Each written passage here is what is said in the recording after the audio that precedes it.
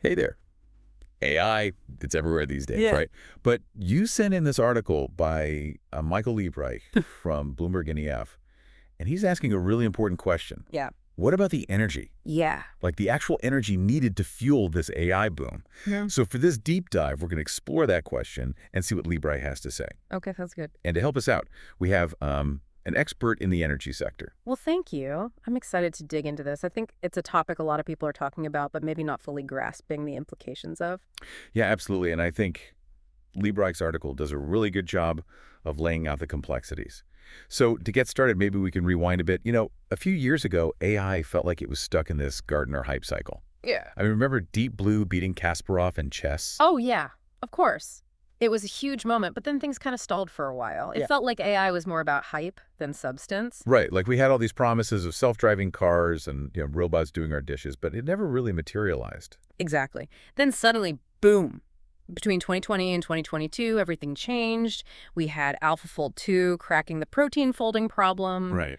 And of course, ChatGPT bursting onto the scene.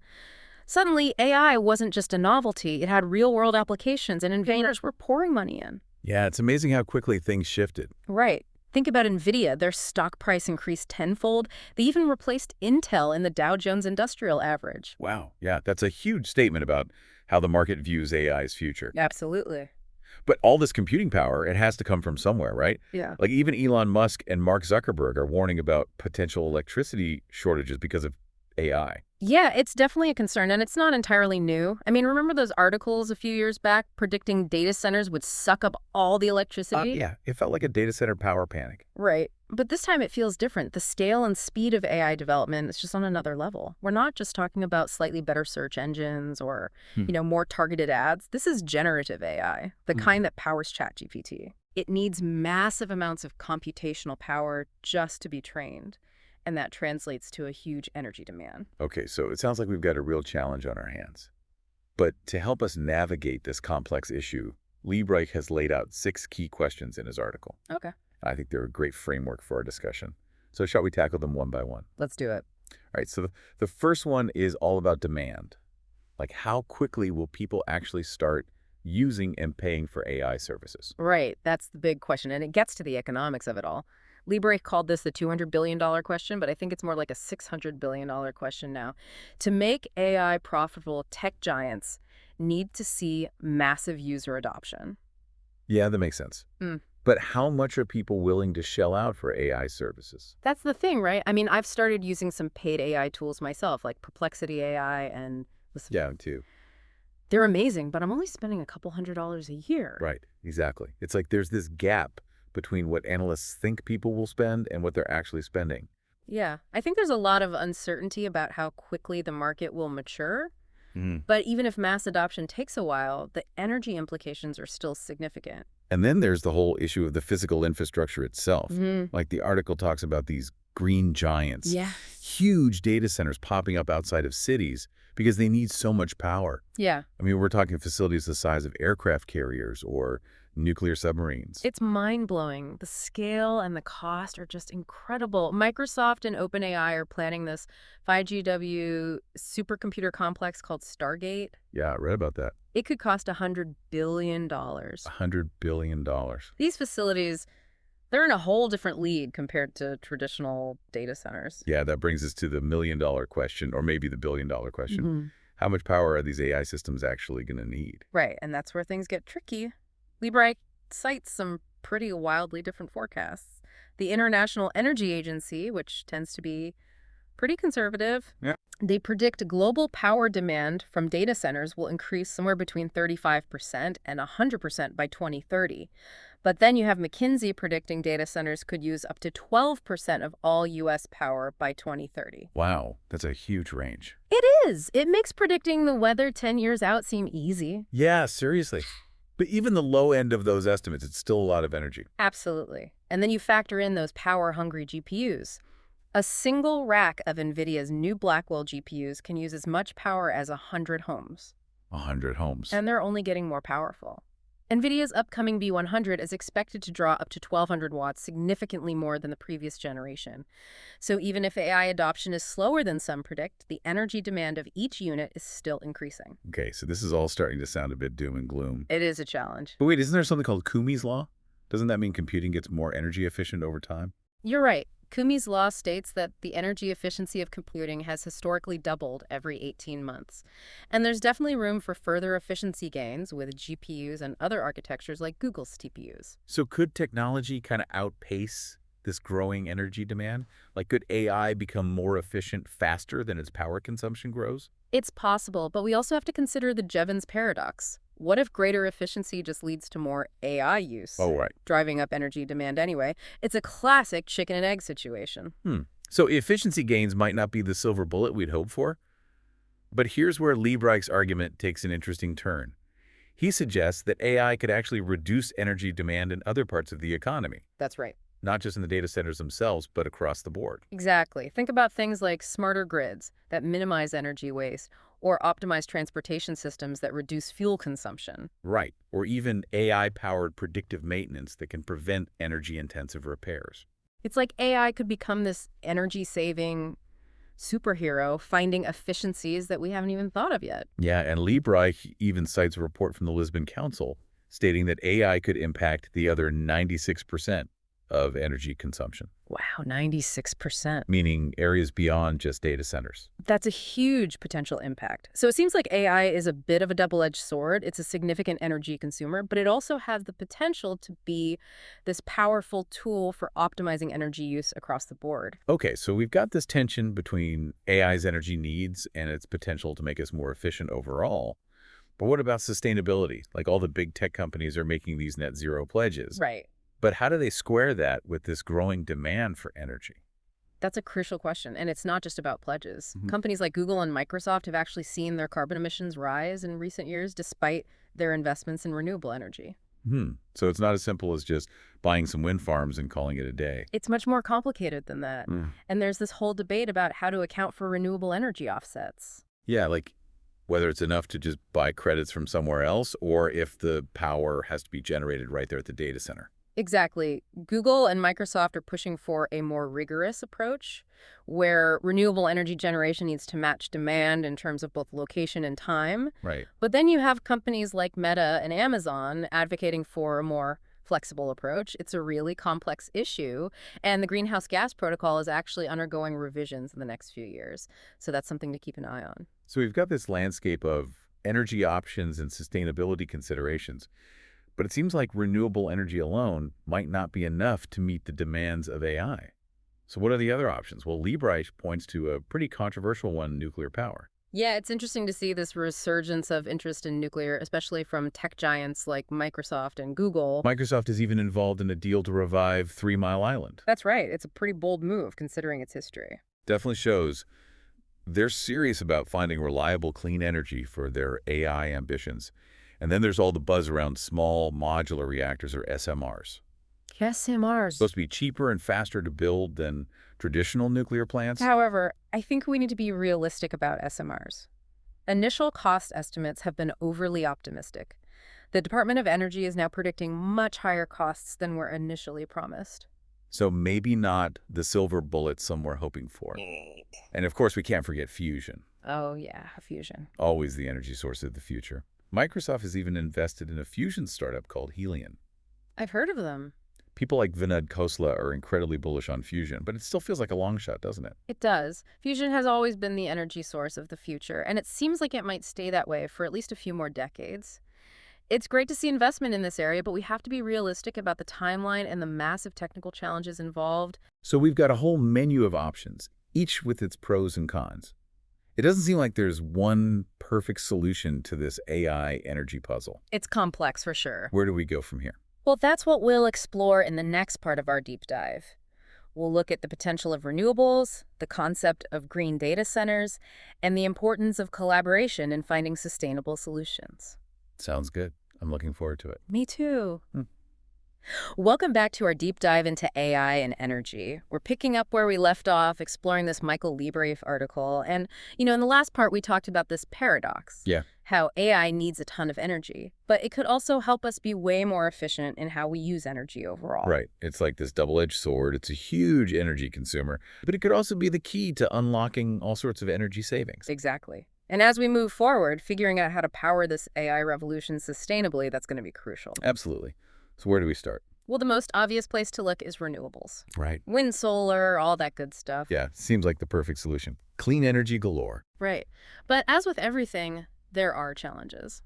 The big one with wind and solar is that they're intermittent. Intermittent. Yeah, their output depends on the weather, so it fluctuates. But AI systems, they need a constant, reliable supply of power.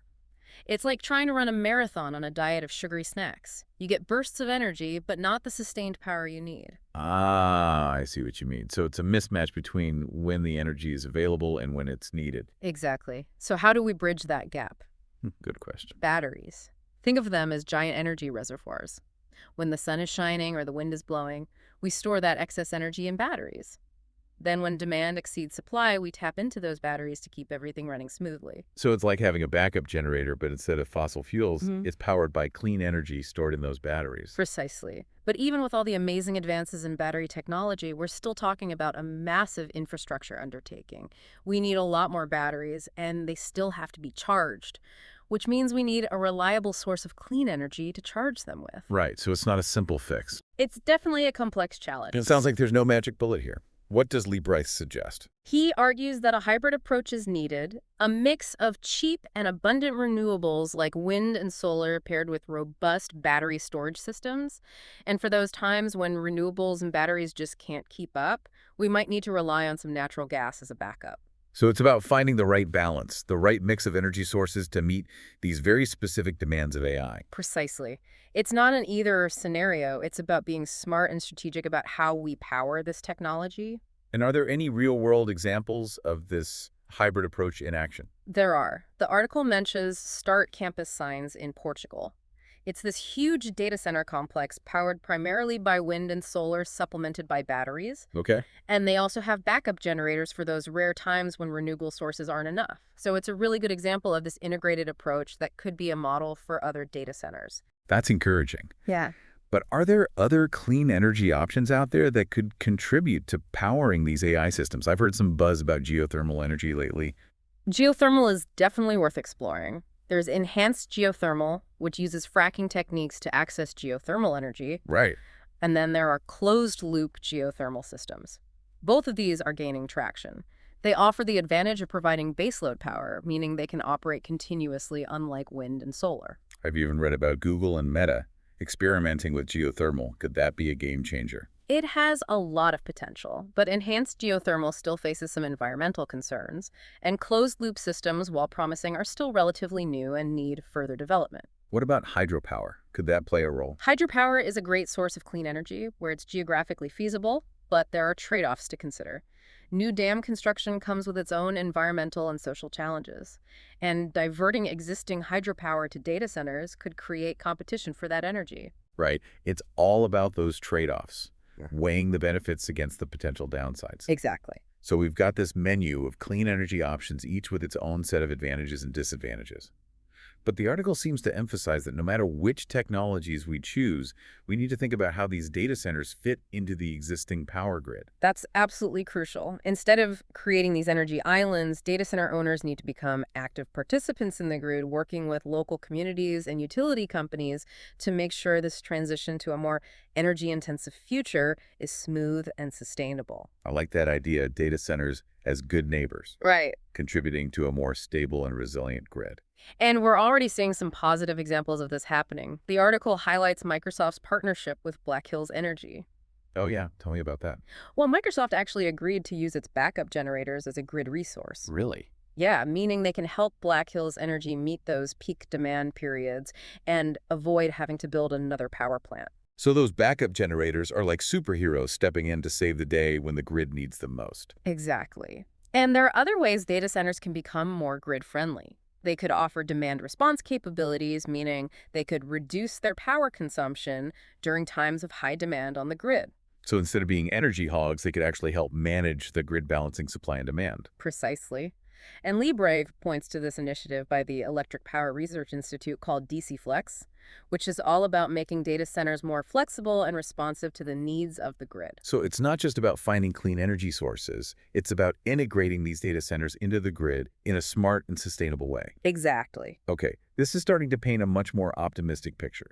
It seems like with the right combination of technologies, collaboration, and smart planning, we might actually be able to power this AI revolution without wrecking the planet. I think that's the hope. But there's one more piece of the puzzle. We need to consider the broader economic impact of all this. Right, we can't forget about that. Remember we talked about AI's potential to optimize energy use in other areas? Yeah. In the next part, we'll explore how AI could impact the economy as a whole and what that means for our energy future. All right, welcome back to the show. It's the final part of our deep dive into AI and energy. We've been talking about how to power this AI revolution, and in this last part, I really want to zoom out and look at the bigger picture. Like, how will AI impact the economy as a whole? Right. And what does that mean for our energy future? Yeah, it's fascinating because we've talked about how AI itself is going to require a lot of energy, but it also has this potential to optimize energy use in all sorts of ways across all different sectors. Like Yeah. AI could become this master energy optimizer, Yeah. helping us use energy more efficiently in ways we haven't even thought of. Okay, I'm intrigued. Give me some examples. Like, how could AI actually help us use less energy? Well, imagine smarter transportation systems. Right. Systems that reduce congestion, optimize delivery routes, all leading to lower fuel consumption. Or think about AI-powered manufacturing processes that minimize waste and streamline production, cutting down on energy use. And what about buildings that can intelligently adjust heating and cooling Right. based on occupancy and weather patterns? Sounds like AI could be this efficiency guru, finding all these hidden ways to save energy that we humans might miss. Exactly. And it's not just about direct energy consumption either. AI could also drive innovation in areas like material science, Okay. leading to the development of lighter, more durable materials that require less energy to produce and transport. Oh, I see. So it's kind of like a ripple effect. Yeah. AI's impact goes beyond those data centers and could fundamentally change how we use energy across the whole economy. That's exactly right. And another point Liebrecht makes is that AI could really accelerate the electrification of different sectors, like transportation and heating, Right. which would help us move away from fossil fuels even faster. So, in a way, AI could actually be a driving force in the transition to a cleaner energy future. That's a pretty powerful argument for AI. It makes those data centers feel less like energy hogs and more like investments in a more sustainable future. I think that's a really good way to look at it. Of course, we still need to be mindful of those potential pitfalls. Remember the Jevons paradox? Yeah. The idea that greater efficiency could lead to increased use, which could offset some of the energy savings. It's a complex interplay of factors for sure. It's not a guaranteed win, Yeah. but it's certainly a compelling argument for seeing AI as a potential tool for a more sustainable future. So as we wrap up this deep dive, what's the main takeaway for our listeners? Well, I think the key takeaway is this: the AI revolution is going to have a huge impact on our energy systems. But the ultimate outcome is still very much in our hands. It's not some predetermined future. We have choices to make about how we power this technology, Okay. how we integrate it into our economy, and how we use it to drive sustainability. It sounds like there's a lot to be optimistic about, but we can't just assume everything will work out perfectly. Exactly. Will AI ultimately be a force for good in the energy space? Or will it just make things worse? Those are the questions we need to be asking ourselves. So what are your final thoughts for our listeners? What should they be thinking about as AI becomes more and more prevalent in our lives? I would just encourage everyone to stay informed and engaged. Ask those tough questions about the energy implications of AI and demand transparency from the companies that are developing and deploying these technologies. We all have a role to play in shaping a sustainable future for AI. I love that. Be informed, be engaged, and be part of the solution. What a great message to end on. This has been a fascinating conversation. I feel like I've learned so much from digging into this Michael Liebreich article. Me too. It's a complex topic, but it's so important for us to be talking about this. Absolutely. Well, that's all the time we have for today. But we want to hear from you. What are your thoughts on AI and energy? Head over to Calpurnia News, follow us, and share your comments. And if you enjoyed this deep dive, don't forget to like this episode. Thanks for listening.